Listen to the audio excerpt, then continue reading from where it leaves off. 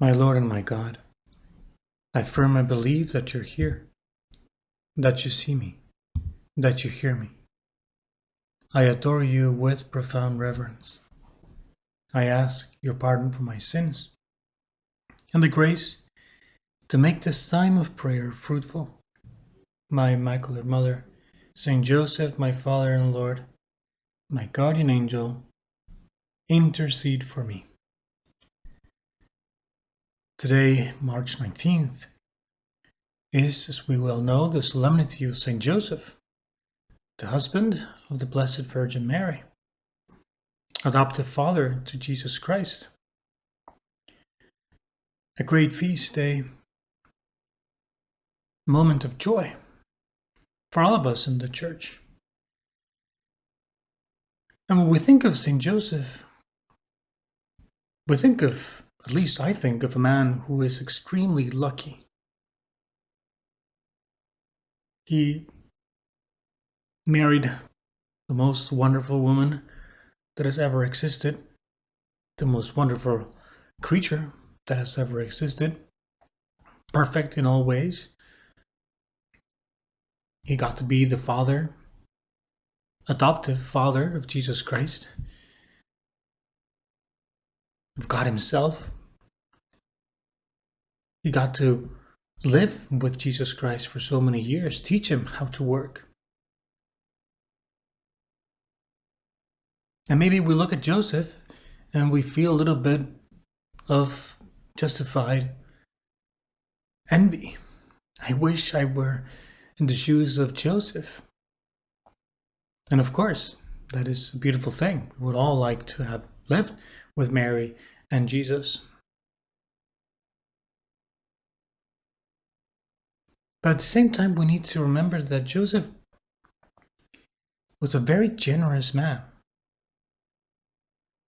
And if he ended up being as lucky as he was,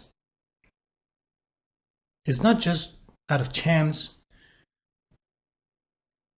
but also thanks to his generosity, thanks to his availability to God's will.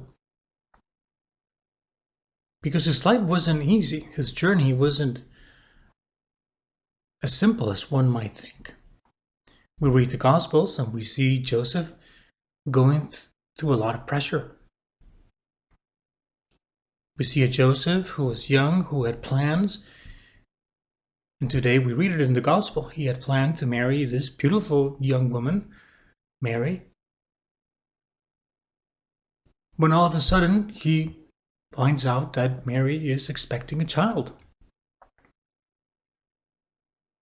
They have been betrothed already, so they have promised each other to be husband and wife, but they weren't living together. So obviously it was a surprise for him. A righteous man, that is to be wife, was expecting a child. He knew Mary, he didn't doubt her. So in a way, probably he realized, well, somehow God is acting in Mary's life, and I'm not part of it. And he decides to divorce Mary quietly. Well, divorce is the word we use today, probably more like he decides to walk away from Mary, which was a horrible thing to do for a man, right? To just walk away from his fiancée and leave her with child. He probably would have been thought a horrible man by everybody else because he wasn't blaming her. People would blame him.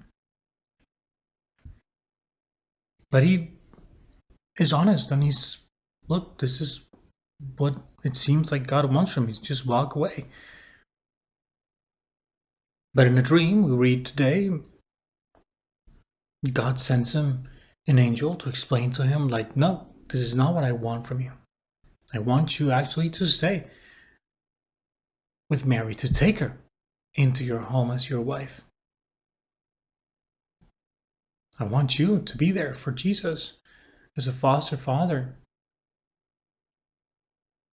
I want you to help out, to be a part of this great adventure. And Joseph is up for it. He's not upset. He's not mad at God for changing all his plans. He accepts it and he does a good job at it. He stays there, immediately does as he is commanded, and we see this all throughout his life. This is not the only time.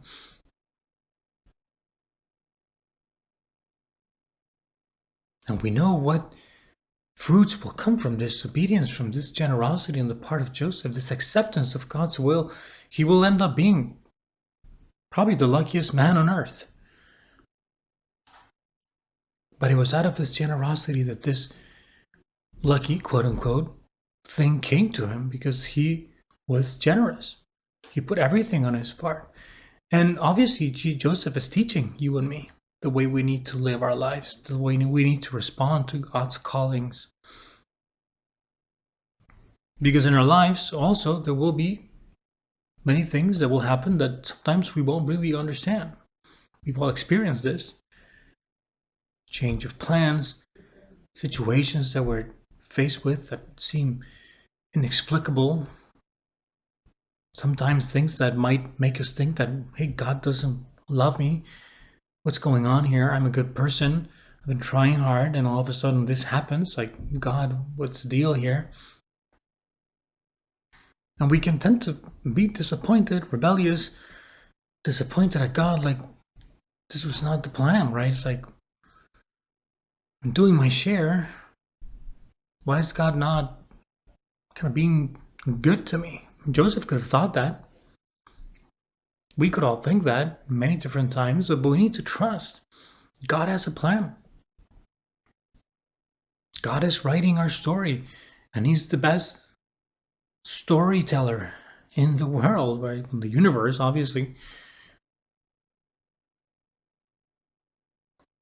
We need to let God write our story. Of course, we need to put of our part like Joseph did. We need to plan, nothing wrong with that. But then let God change those plans. Let God rewrite your story the way He thinks is best. Let God take over, and you will be surprised, like Joseph was. Pope Francis, in this letter that he wrote to us about St. Joseph, he says, Joseph set aside his own ideas in order to accept the course of events, and, mysterious as they seem, to embrace them, take responsibility for them, and make them part of his own history. Joseph set aside his own ideas. He accepted God's. And probably we can think was surprised by the beauty of those plans. And maybe looking back at the end of his life, he would have thought, well, thank God for His plans. I'm glad things didn't work out the way I thought they should have worked out. Because he realized that God has written the best story. The story that we read nowadays in the gospel. Perfect. Like everything God does. And Joseph is not special in that sense. You and I are also part of God's story, and He is writing it. Let us trust God. Let us put ourselves in the hands of God. Let us imitate Joseph. And ask Him, of course, because it's not easy, right? It's hard sometimes to understand God's will, His divine providence. Many times we won't like it. It won't seem like a good plan. But Joseph, help us. Intercede for us so that we can, like you, follow that plan and trust that it will be the best. Saying that fiat, be it done to me according to thy word, like Mary said. Joseph said that many times, not with those words, but the silent acceptance of God's will by getting up and doing what it was commanded of him. Let us try to do the same every day of our lives, and we will be surprised by God, who is writing through our lives a beautiful story of salvation. I thank you, my God, for the good resolutions, affections, and inspirations that you have communicated to me in this meditation. I ask your help to put them into effect. My Immaculate Mother, Saint Joseph, my Father and Lord, my guardian angel, intercede for me.